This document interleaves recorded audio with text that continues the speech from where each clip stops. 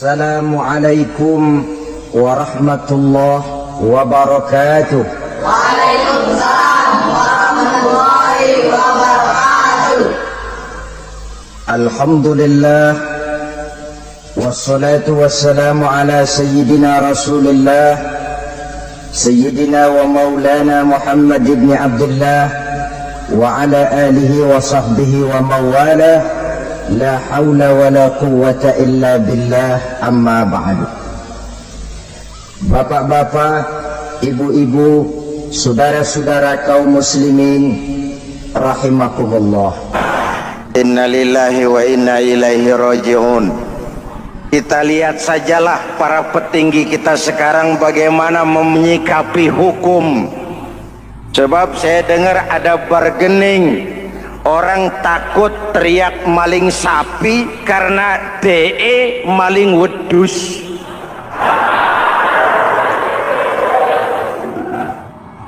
Tidak berani teriak ada maling sapi karena dia maling kambing.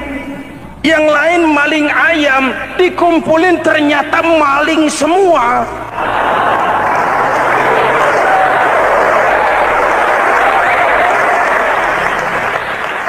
Muhammadin wa ala alihi wa sahbihi ajma'in, amma ba'du.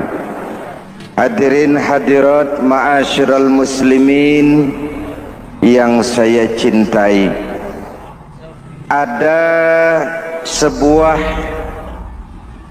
cerita pendek. Seorang pengendara sepeda motor ditangkap oleh Pak Polisi, lalu diperiksa. Ini motor siapa? Pinjam Pak. Helm? Pinjam. SIM? Pinjam. Kata Pak Polisi, tidak boleh begini. Marah yang naik sepeda motor. Pak Polisi, bagaimana? Kok tidak boleh? Yang punya saja bilang boleh.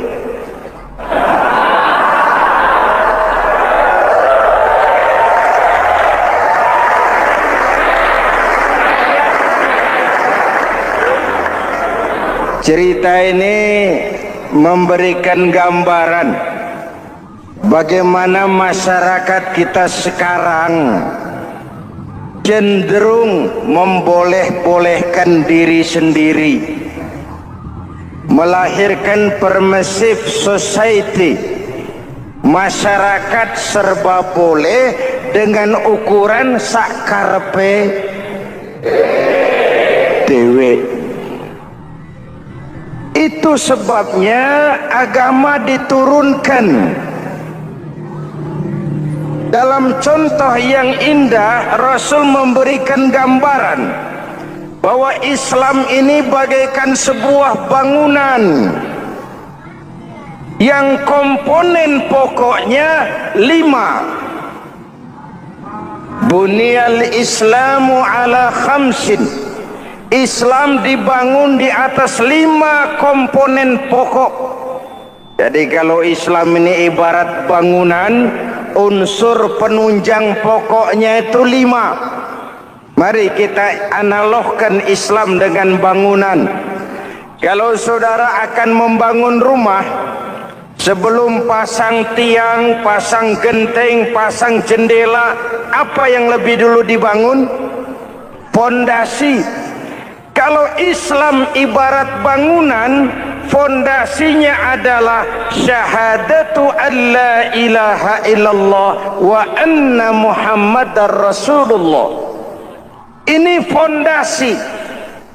Jikalau kuat fondasi, aman bangunan. Jikalau rapuh fondasi, lentur dan luntur bangunan. Maka kuat atau tidak kuatnya bangunan Islam kita bergantung kepada keyakinan dasar tadi, fondasi. Saya bersaksi tidak ada Tuhan selain Allah, artinya saya tidak akan menyembah kecuali hanya kepada Allah.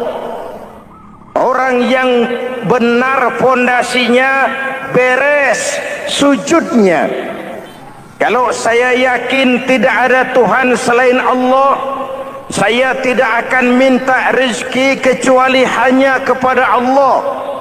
Orang yang benar fondasinya, giat bekerjanya, jauh dari tipu menipu, jauh dari renten, jauh dari riba, jauh dari korupsi, jauh dari judi. Keyakinan memberikan warna terhadap bentuk kepribadian. Kalau saya yakin tidak ada Tuhan selain Allah, saya tidak akan pernah takut kecuali hanya kepada Allah. Saya tidak akan melarikan persoalan kecuali hanya kepada Allah. Saya tidak akan menggantungkan hidup kecuali hanya kepada Allah. Saya tidak akan minta tolong kecuali hanya kepada Allah. Meresap ke dalam jiwa. Untuk keyakinan seperti ini, orang-orang tua kita dahulu berlinang air mata, bersimbah darah, bahkan berkorban nyawa, melaksanakan hijrah untuk mempertahankan keyakinan. Ini intan paling mahal dan ini mutiara paling berharga. Zaman boleh berubah, tapi pondasi tidak boleh goyah. Masa boleh berganti, tapi pondasi jangan sampai mati. Karena iman kita hidup, untuk iman kita berjuang, dan dalam iman kita ingin kembali menghadap Allah Subhanahu. Masih ingat cerita tentang Bilal? Masih? Mengulang kaji saja. Bilal itu budak sahaya.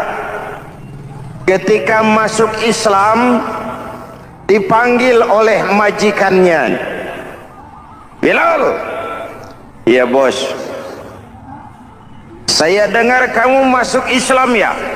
Iya bos. Kok berani-beraninya kamu masuk Islam? Memangnya kamu budak siapa Bilal? Ya budak bos. Bos. Kamu kerja sama siapa? Sama bos. Bos. Yang gaji kamu siapa? Ya bos.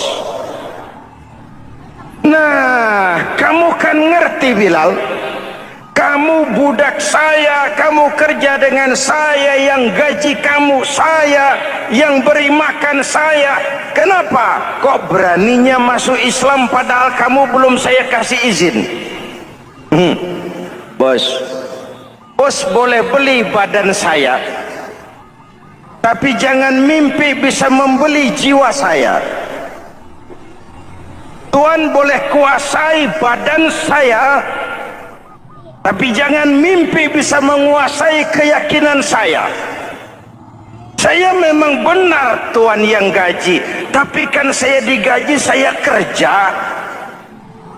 Kerja itu kewajiban saya, gaji itu hak saya. Soal keyakinan, jangan ikut campur bos. Kurang ajar kamu Bilal. Biarin.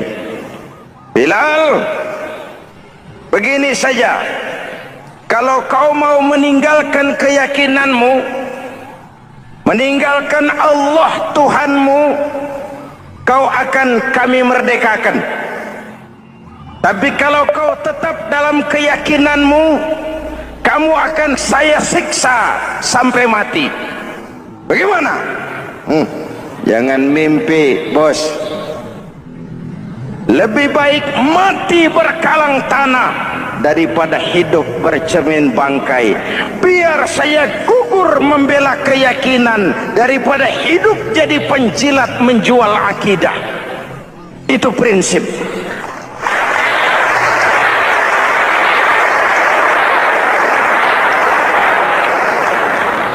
Gendeng kamu. Ayo, siksa. Tangannya diikat, dihimpit dengan batu berat, dijemur dengan terik matahari padang pasir, terkelupas kulitnya, mengalir darah dari sekujur badannya, pecah bibirnya. Ayo Bilal, tetap bertuhan Allah dan kau akan mati di sini, atau kembali ke agama lama, kau jadi merdeka. Dari bibir yang pecah itu cuma keluar Allahu Ahad. Bilal budak badannya, merdeka jiwanya, maka namanya ditulis dengan tinta emas dalam sejarah. Kita zaman sekarang merdeka badan kita, tapi sering budak mental dan jiwa kita, maka sejarah tidak pernah mau mencatat kita.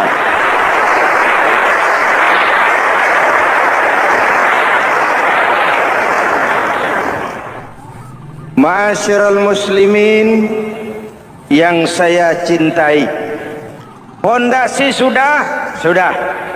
Lalu apa lagi? Mulai memancangkan tiang. Tiangnya 5. Ada tiang namanya zuhur, asar, maghrib, subuh, isya. Tetapi agar bangunan menjadi kuat, ada tiang-tiang tambahan, namanya rawatib dan nawafil. Rawatib itu ba'diyah atau qobliyah, nawafil itu di luar itu. Agar bangunan menjadi kuat, dibentuk pribadi lewat solat. Apa filsafatnya? Pertama, solat itu simbol penyerahan total kepada Allah. Kita ini sudah kontrak. Innallaha astara minal mu'minina anfusahum wa amwalahum bi anna lahumul jannah. Allah telah membeli dari orang-orang mukmin diri mereka, harta mereka, bagi mereka adalah surga. Penjual kita orang beriman, pembeli Allah, dagangannya amwal dan anfus, harganya adalah surga. Jelas? Penyerahan total itu dimulai dengan takbiratul ihram. Shalli fardal isya, Allahu akbar. Arahkan mata ke tempat kita sujud. Jangan lupa kalau sudah di atas, lupa dengan yang di bawah. Sudah jadi genteng, petatang peteteng di atas. Lalu bilang, merasa capek sendiri, kata genteng kepada tiang. Tiang, kamu sih enak, kata genteng. Saya setengah mati di atas.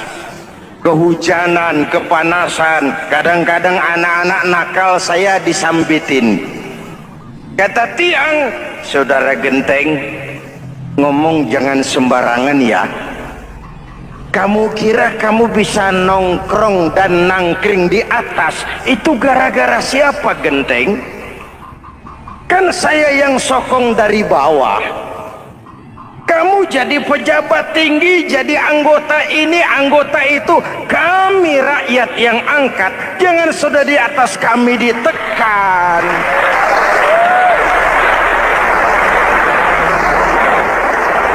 Jangan agama dijadikan topeng untuk kepentingan pribadi. Berpolitik untuk kepentingan agama, ayo. Tapi menjual agama untuk kepentingan politik, itu yang merusak agama.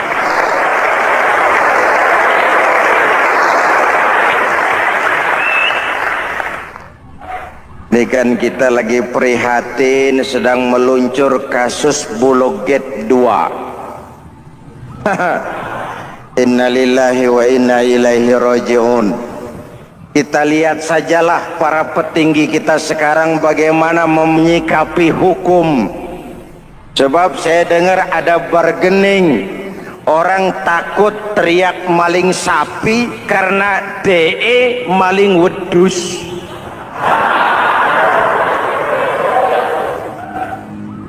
Tidak berani teriak ada maling sapi karena dia maling kambing. yang lain maling ayam, dikumpulin ternyata maling semua.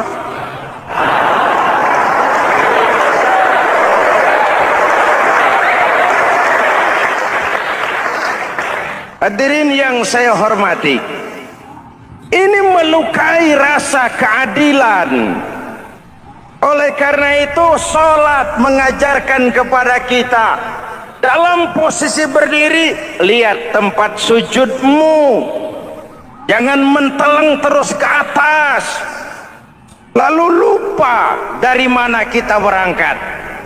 Itulah maknanya tawadhu, rendah hati, tidak melonjak angku dan sombong. Ada sebuah hadis Rasulullah bersabda, "Idza aradallahu biqaumin khairan."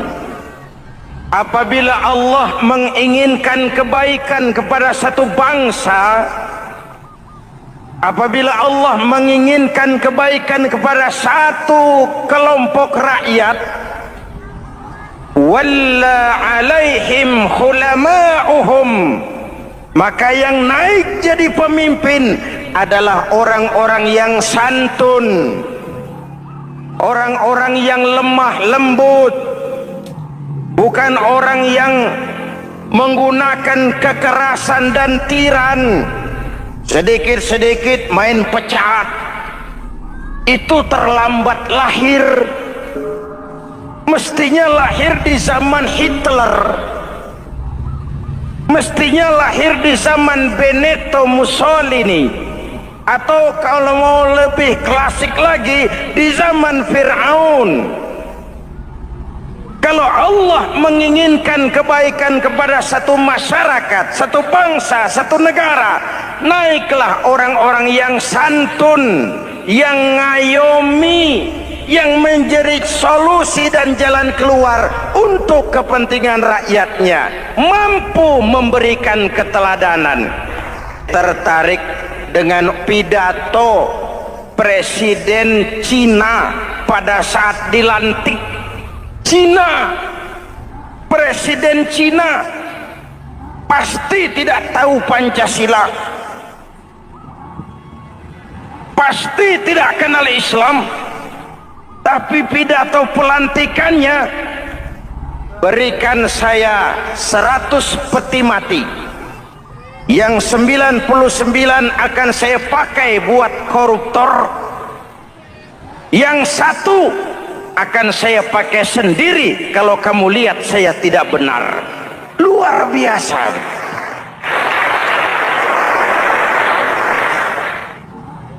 Yang diperlukan sekarang ini keteladanan. Hulama'uhum, sikap ngayomi, mencari jalan keluar, bukan memamerkan kekuasaan, memamerkan kekuatan, arogansi, menghormati perbedaan. Itu ciri demokrasi. Lalu wa qada bainahum ulama'uhum, yang memutuskan hukum adalah pakarnya, ulamanya, mengambil keputusan secara profesional sehingga rakyat beroleh apa yang namanya kepastian hukum, merasa hidup terlindungi, aman dan nyaman. Lalu yang ketiga, wa ja'alal mala fi askhiyaihim, peredaran harta, pergerakan ekonomi berada di tangan orang-orang yang pemurah, yang tidak mau kaya sendiri, tidak mau senyum di atas penderitaan orang lain, menari di atas bangkai saudaranya. Hadirin yang saya hormati, ini cirinya. Tapi sebaliknya kata Nabi, wa idza aradallahu biqaumin syarran, apabila Allah menghendaki kejelekan, keburukan bagi satu bangsa, walla alaihim sufaha'uhum, yang naik jadi pemimpin orang-orang durjana, orang-orang kurang ajar, tapi dipoles dengan topeng yang bagus.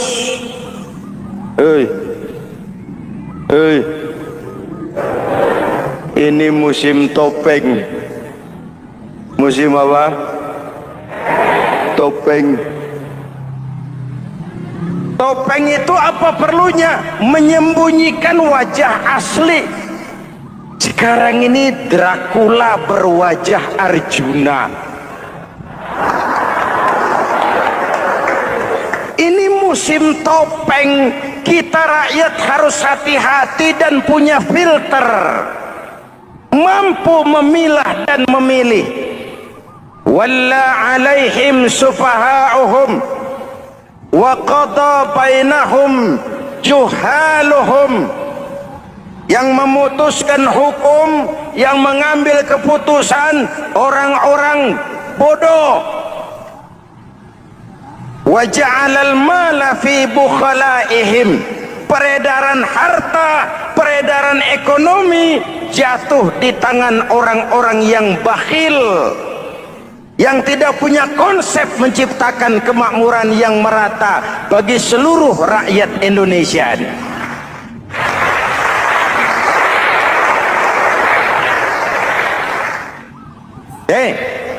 Kita kembali kepada tiang. Ini kan lagi cerita tiang tadi ya.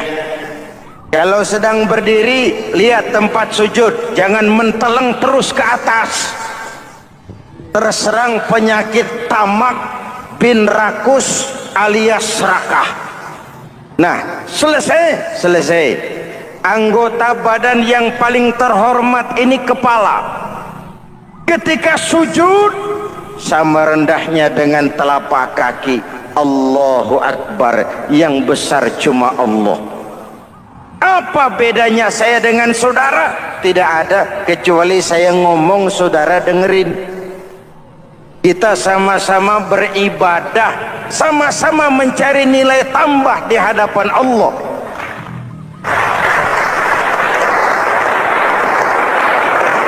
Apa saya lebih penting dari saudara? Belum tentu.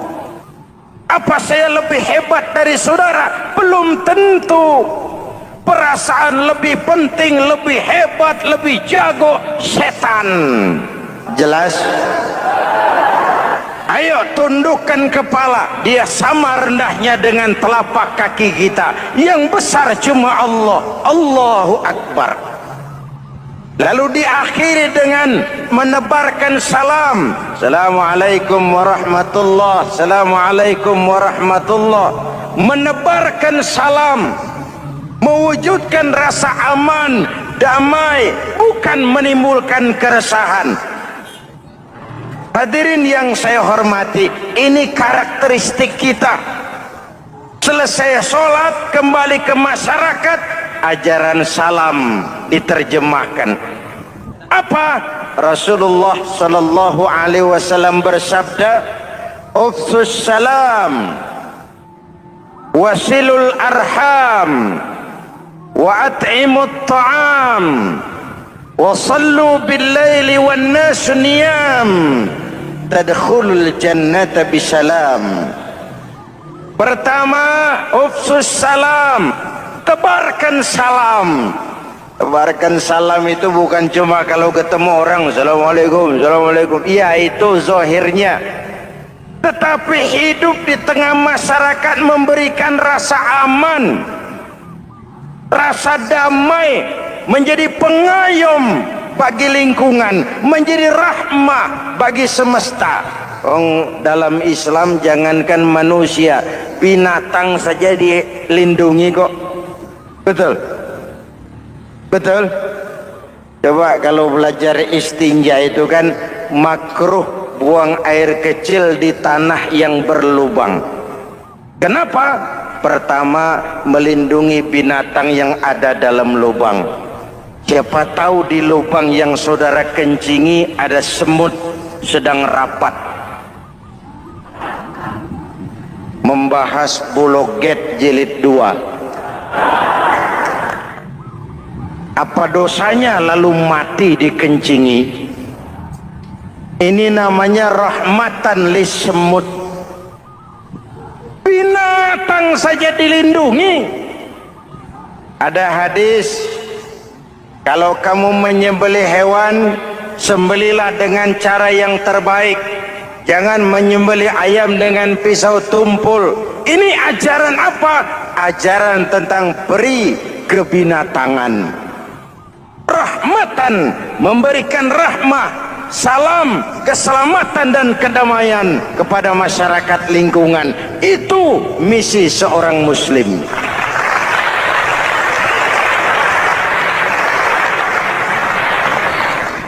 Hadirin hadirat ma'asyiral muslimin yang saya cintai, saya kembali kepada pesan Nabi tadi itu. Pertama, ufsus salam, sebarkan salam. Sekarang ini kan yang banyak sebarkan isu, sebarkan fitnah, hancurkan nama baik orang, hantam orang di mana-mana. Padahal yang diajarkan ufsus salam, sebarkan perdamaian, bukan permusuhan. Cari kebenaran, bukan kemenangan. Lalu yang kedua, wasilul arham, sambungkan silaturahmi, tegakkan semangat kekeluargaan dan persaudaraan. Karena kita sudah diikat dengan tali akidah. Mari kita saling bertanya setelah lewat hari-hari yang dimana kita seperti saling berhadapan, seperti tercabut dari akar budaya kita sebagai bangsa. Semangat gotong royong, semangat kekeluargaan makin lentur dan luntur, dan perlu kita angkat kembali ke permukaan. Silul arham, sambungkan semangat silaturahmi. Wa at'imut ta'am, berikan makan orang-orang yang kelaparan. Mempunyai kepekaan dan kepedulian. Jangan menari di atas penderitaan orang. Jangan tersenyum di atas isak tangis tetangga. At'imut ta'am, mempunyai kepedulian yang tinggi. Wasallu bil laili wan nasu niyam, bangunlah di keheningan malam ketika orang sedang tidur. Istilah saya, kalau mau telepon Allah, jangan lupa nomor teleponnya, 44342. Jumlahnya 17. Zuhur, asar, maghrib, isya, subuh, 44342. Jangan ragu-ragu. Kalau angka cukup, telepon sambung. Kalau angka kurang, hati-hati salah sambung. Pak, mau sambung yang lebih cepat bagaimana? Bisa. Selain nomor itu, coba pakai sambungan langsung jarak jauh. Namanya SLJJ. Kapan? Tengah malam. Kenapa tengah malam? Lebih murah. Lebih murah. Saluran kosong, telepon jarang yang pakai, orang banyak tidur. Wa minal laili fatahajjad bihi nafilatan lak asa ayyab'athaka rabbuka maqaman mahmuda. Nun, di keheningan malam bangun. Seperti bapak-bapak, ibu sering bangun tengah malam ya Bu? Ya. Ngapain? Kalau bangun tengah malamnya sih saya percaya, cuma urusannya apa? Kira bangun tengah malam mau tahajud, malaikat sudah mau nulis, cuma buang air kecil, tidur lagi. hampir salah tulis saya.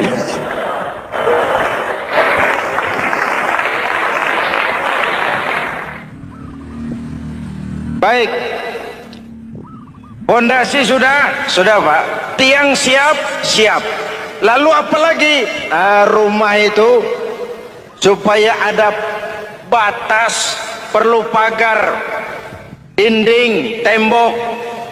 Yang jadi batas, dinding, tembok, puasa. Asyamu junnatun.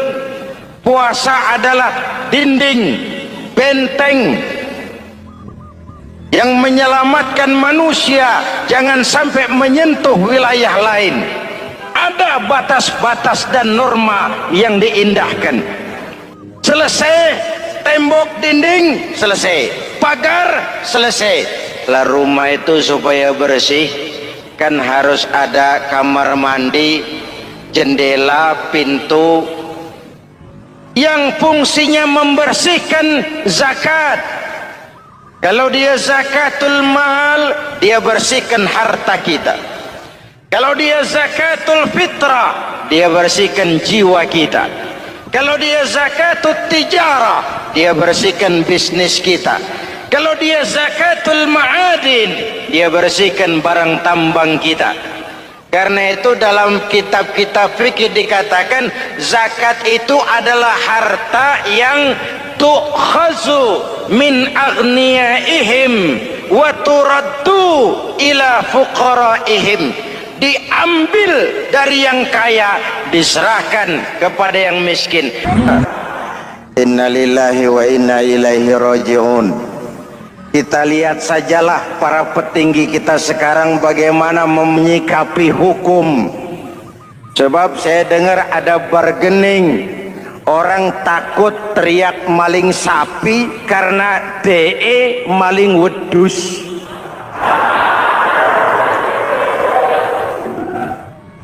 Tidak berani teriak ada maling sapi karena dia maling kambing. Yang lain maling ayam, dikumpulin ternyata maling semua.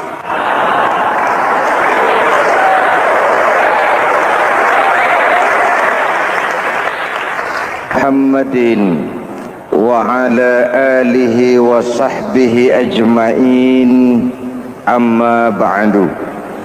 Hadirin hadirat ma'asyiral muslimin yang saya cintai, ada sebuah cerita pendek. Seorang pengendara sepeda motor ditangkap oleh Pak Polisi, lalu diperiksa.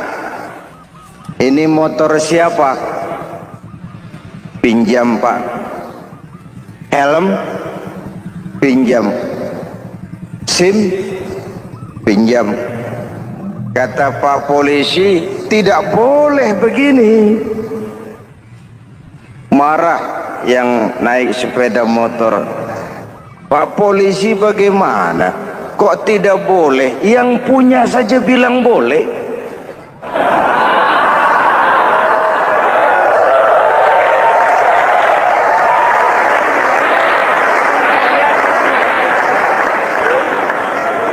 Cerita ini memberikan gambaran bagaimana masyarakat kita sekarang cenderung memboleh-bolehkan diri sendiri, melahirkan permissive society.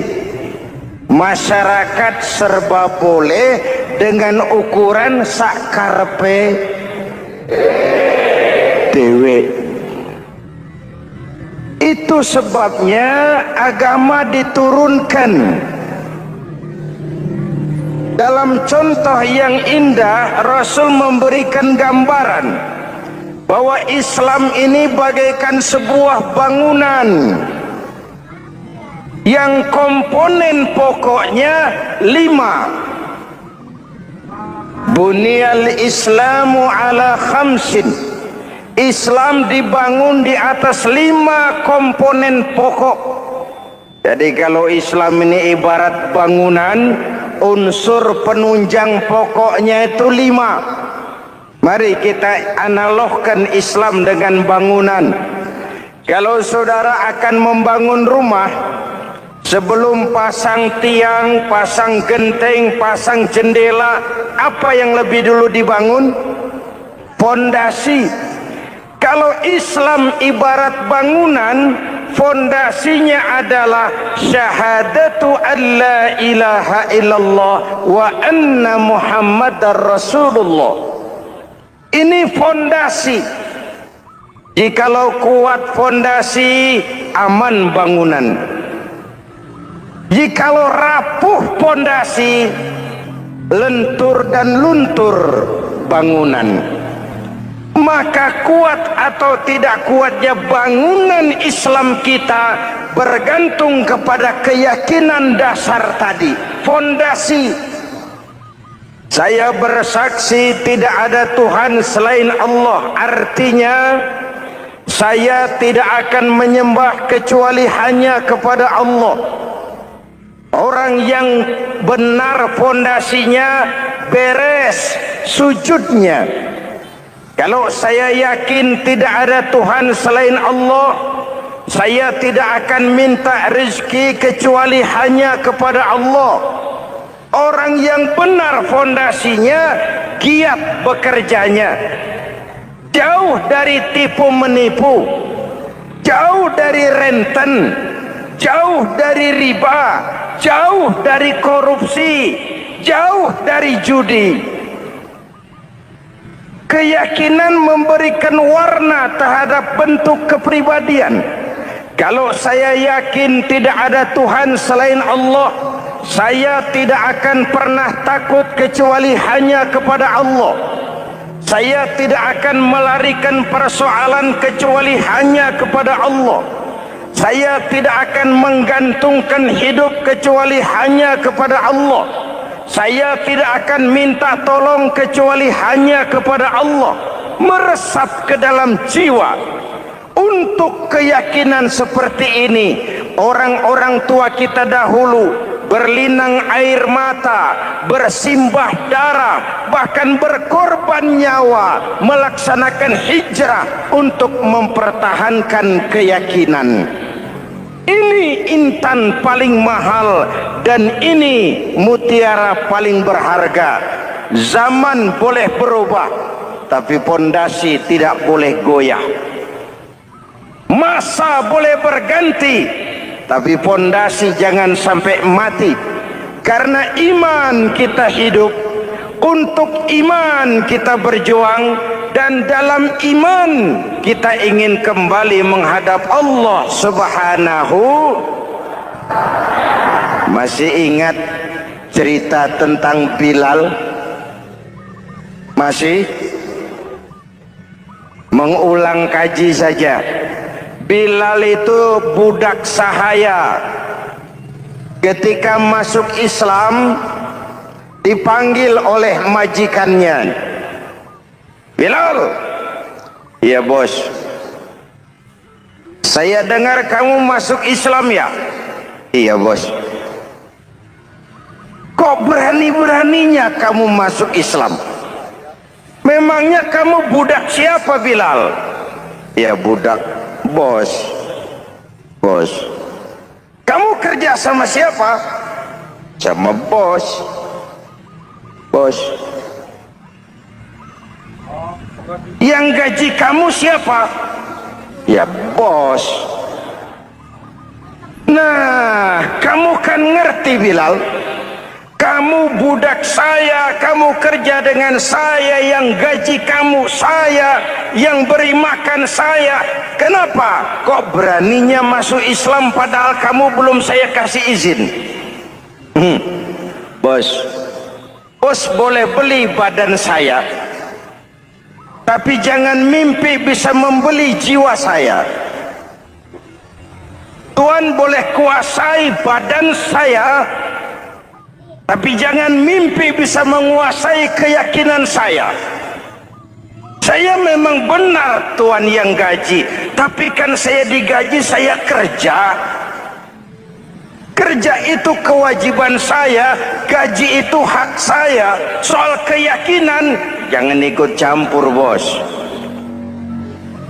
Kurang ajar kamu, Bilal. Biarin. Bilal, begini saja. Kalau kau mau meninggalkan keyakinanmu, meninggalkan Allah Tuhanmu, kau akan kami merdekakan. Tapi kalau kau tetap dalam keyakinanmu, kamu akan saya siksa sampai mati. Bagaimana? Jangan mimpi, bos. Lebih baik mati berkalang tanah daripada hidup bercermin bangkai. Biar saya gugur membela keyakinan daripada hidup jadi penjilat menjual akidah. Itu prinsip.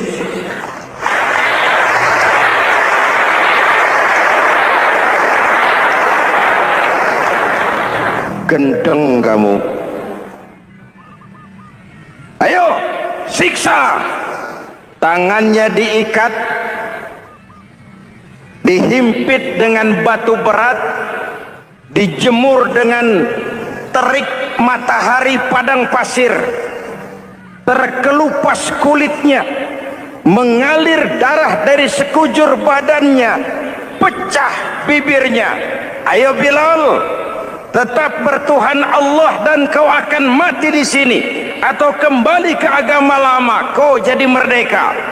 Dari bibir yang pecah itu cuma keluar Allahu Ahad. Bilal budak badannya, merdeka jiwanya, maka namanya ditulis dengan tinta emas dalam sejarah. Kita zaman sekarang merdeka badan kita, tapi sering budak mental dan jiwa kita, maka sejarah tidak pernah mau mencatat kita.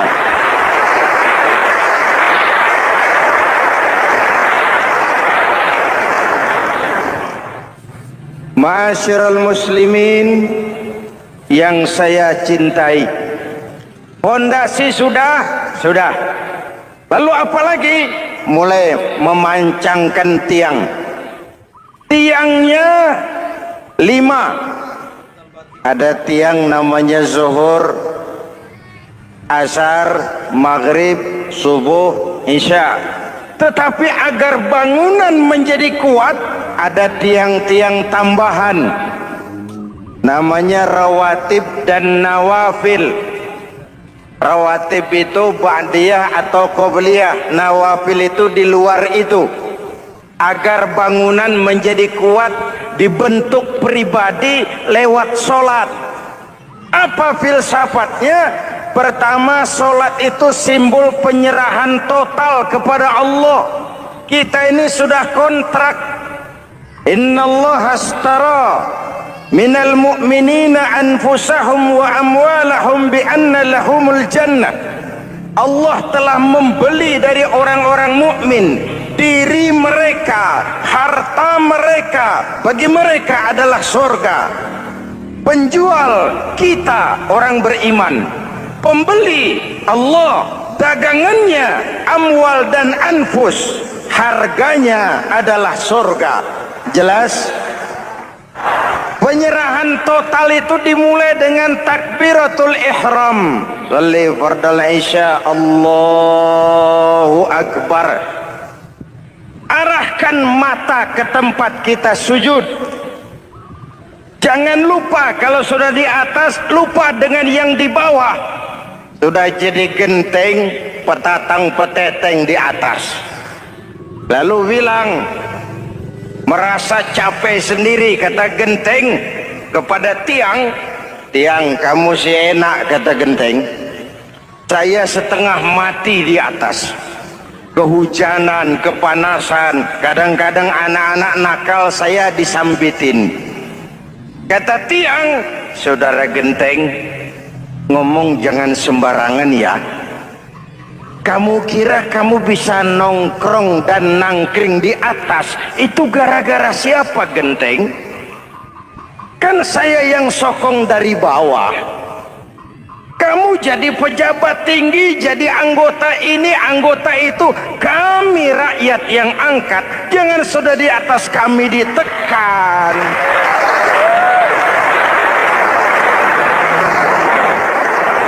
Jangan agama dijadikan topeng untuk kepentingan pribadi. Berpolitik untuk kepentingan agama, ayo. Tapi menjual agama untuk kepentingan politik, itu yang merusak agama.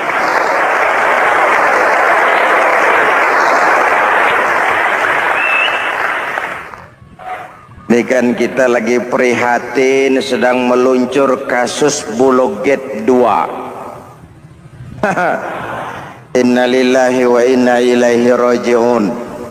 Kita lihat sajalah para petinggi kita sekarang bagaimana menyikapi hukum. Sebab saya dengar ada bargaining, orang takut teriak maling sapi karena DE maling wedus.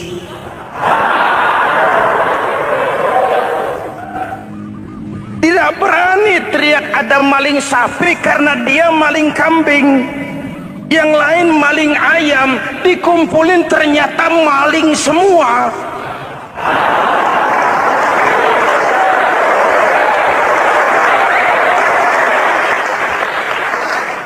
Hadirin yang saya hormati, ini melukai rasa keadilan.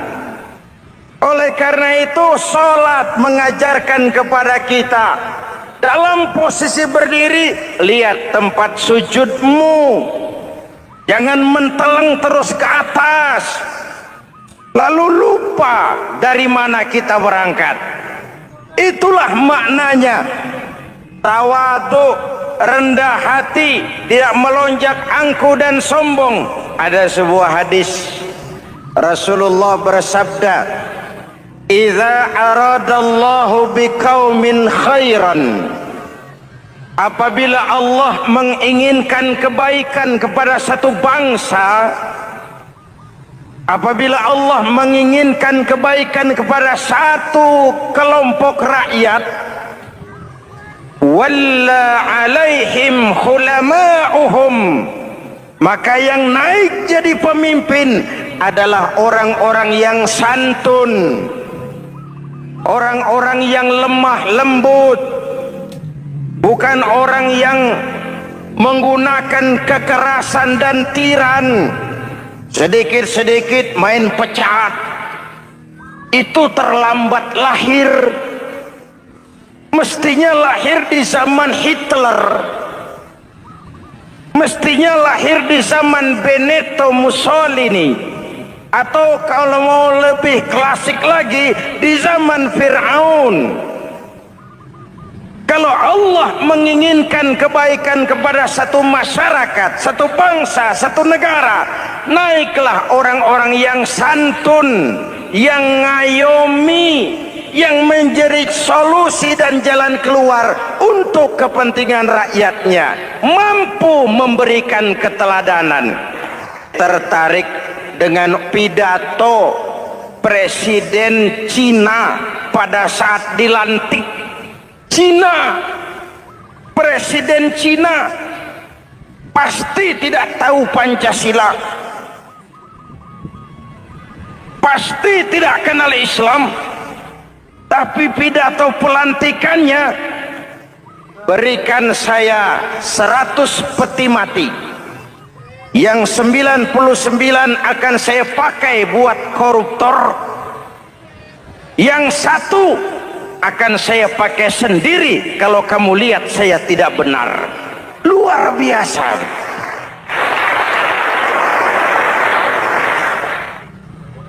Yang diperlukan sekarang ini keteladanan. Hulama'uhum, sikap ngayomi, mencari jalan keluar, bukan memamerkan kekuasaan, memamerkan kekuatan, arogansi, menghormati perbedaan. Itu ciri demokrasi. Lalu wa qada bainahum ulama'uhum, yang memutuskan Hukum adalah pakarnya, ulamanya, mengambil keputusan secara profesional sehingga rakyat beroleh apa yang namanya kepastian hukum, merasa hidup terlindungi, aman dan nyaman. Lalu yang ketiga, wa ja'alal mala fi askhiyaihim, peredaran harta, pergerakan ekonomi berada di tangan orang-orang yang pemurah, yang tidak mau kaya sendiri, tidak mau senyum di atas penderitaan orang lain, menari di atas bangkai saudaranya. Hadirin yang saya hormati, ini cirinya. Tapi sebaliknya kata Nabi, wa idza aradallahu biqaumin syarran, apabila Allah menghendaki kejelekan, keburukan bagi satu bangsa, walla alaihim sufahauhum, yang naik jadi pemimpin orang-orang durjana, orang-orang kurang ajar, tapi dipoles dengan topeng yang bagus.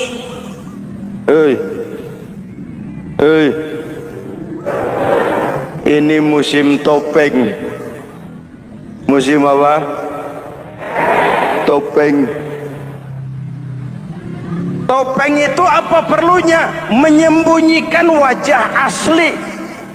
Sekarang ini Dracula berwajah Arjuna. Ini musim topeng.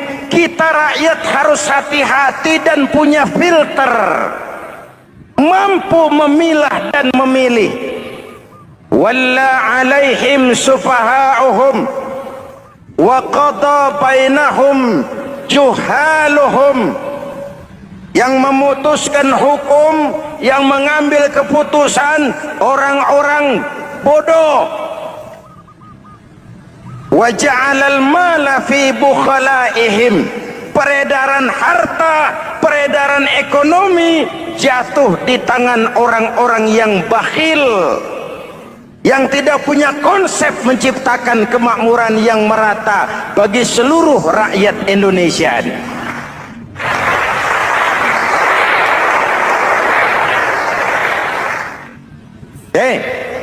Kita kembali kepada tiang. Ini kan lagi cerita tiang tadi ya. Kalau sedang berdiri, lihat tempat sujud, jangan menteleng terus ke atas. Terserang penyakit tamak bin rakus alias serakah. Nah, selesai. Anggota badan yang paling terhormat ini kepala. Ketika sujud, sama rendahnya dengan telapak kaki. Allahu Akbar, yang besar cuma Allah. Apa bedanya saya dengan saudara? Tidak ada, kecuali saya ngomong saudara dengerin. Kita sama-sama beribadah, sama-sama mencari nilai tambah di hadapan Allah.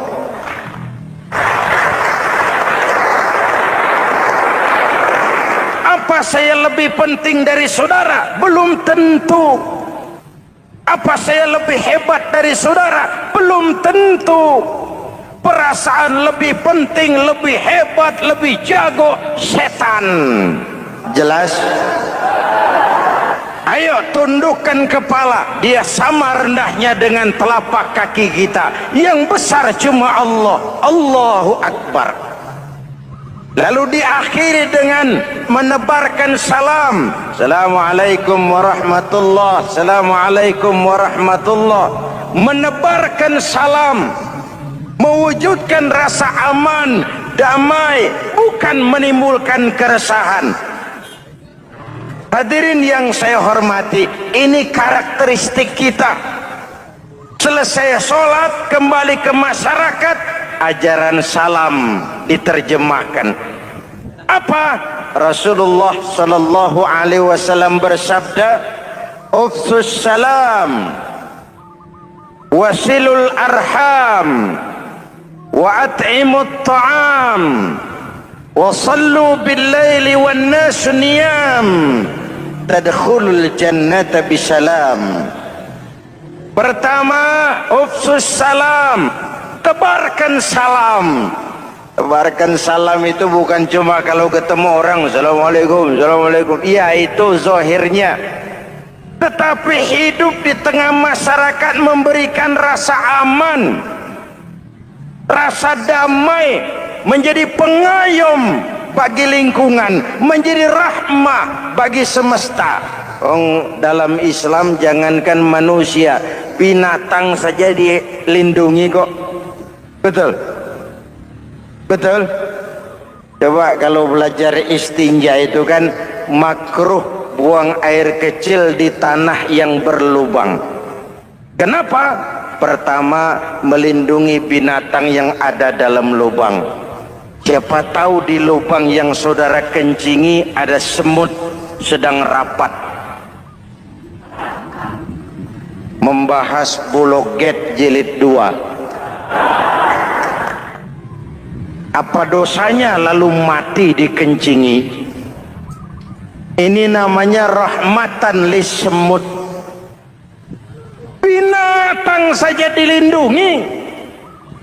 Ada hadis, kalau kamu menyembelih hewan, sembelilah dengan cara yang terbaik. Jangan menyembelih ayam dengan pisau tumpul. Ini ajaran apa? Ajaran tentang peri kebinatangan. Rahmatan, memberikan rahmah, salam, keselamatan dan kedamaian kepada masyarakat lingkungan. Itu misi seorang muslim.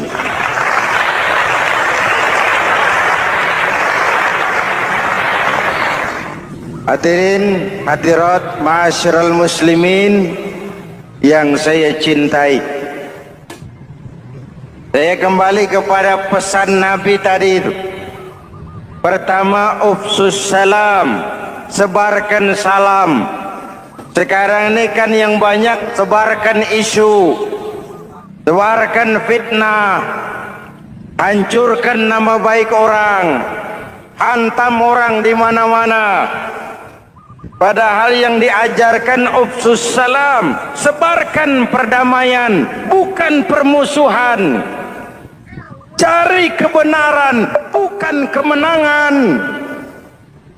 Lalu yang kedua, wasilul arham, sambungkan silaturahmi, tegakkan semangat kekeluargaan dan persaudaraan.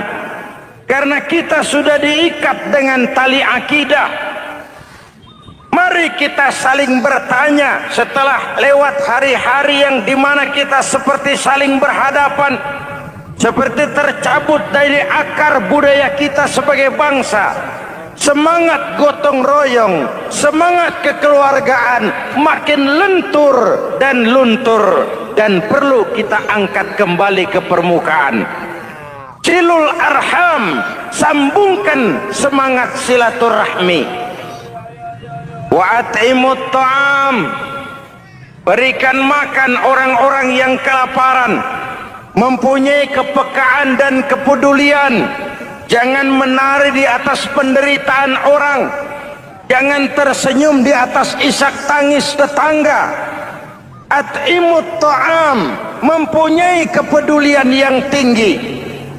Wa sallu bil laili wan nasu niyam, bangunlah di keheningan malam ketika orang sedang tidur. Istilah saya, kalau mau telepon Allah, jangan lupa nomor teleponnya, 44342. Jumlahnya 17. Zuhur, asar, maghrib, isya, subuh, 44342. Jangan ragu-ragu. Kalau angka cukup, telepon sambung. Kalau angka kurang, hati-hati salah sambung. Pak, mau sambung yang lebih cepat bagaimana? Bisa. Selain nomor itu, coba pakai sambungan langsung jarak jauh, namanya SLJJ. Kapan? Tengah malam. Kenapa tengah malam? Lebih murah. Lebih murah. Saluran kosong, telepon jarang yang pakai, orang banyak tidur. Wa minal laili fatahajjad bihi nafilatan lak asa ayyab'athaka rabbuka maqaman mahmuda. Nun di keheningan malam, bangun. Seperti bapak-bapak, ibu sering bangun tengah malam ya bu? Ya. Ngapain? Kalau bangun tengah malamnya sih saya percaya, cuma urusannya apa? Kira bangun tengah malam mau tahajud, malaikat sudah mau nulis, cuma buang air kecil, tidur lagi. Hampir salah tulis saya.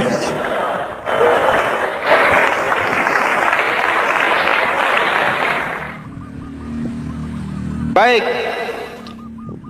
pondasi sudah Pak, tiang siap. Lalu apa lagi? Rumah itu supaya ada batas, perlu pagar, dinding, tembok. Yang jadi batas, dinding, tembok, puasa. Asyamu junnatun. Puasa adalah dinding, benteng yang menyelamatkan manusia jangan sampai menyentuh wilayah lain. Ada batas-batas dan norma yang diindahkan. Selesai tembok, dinding, selesai pagar, selesai. Lah rumah itu supaya bersih kan harus ada kamar mandi, jendela, pintu yang fungsinya membersihkan. Zakat, kalau dia zakatul mal, dia bersihkan harta kita. Kalau dia zakatul fitrah, dia bersihkan jiwa kita. Kalau dia zakatul tijarah, dia bersihkan bisnis kita. Kalau dia zakatul ma'adin, dia bersihkan barang tambang kita. Karena itu dalam kitab-kitab fikih dikatakan zakat itu adalah harta yang tu'khazu min aghniyaihim wa turaddu ila fuqaraihim. Diambil dari yang kaya, diserahkan kepada yang miskin. Terima kasih atas perhatian saudara. Mohon maaf atas segala kekurangan. Jumpa lagi lain kesempatan insyaallah.